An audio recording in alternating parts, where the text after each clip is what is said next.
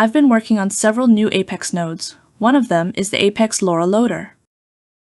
Instead of scrolling through file names, browse Lora's visually. Instantly recognize style, making workflow faster, especially with hundreds or thousands of them. This node includes a built-in browser with thumbnail previews, so you always know exactly which Lora you're selecting. No more guessing from file names alone. Why did I build a gallery-style node for ComfyUI? Well, here's the story behind it.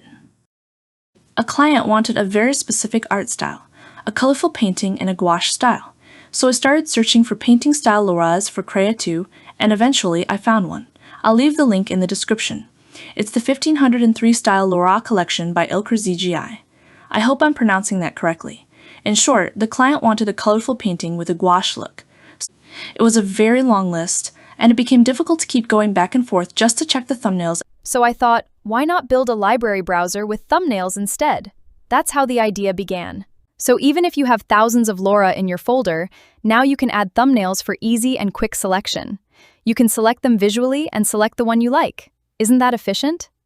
Now I know what you're thinking. How do we create the thumbnails? Well, it's easy. Just copy an image into the Lora folder. Let's take this image and use it as the thumbnail. Copy it into your Lora folder and rename the image the Lora Safe extension. Copy the file name and paste it as the image name.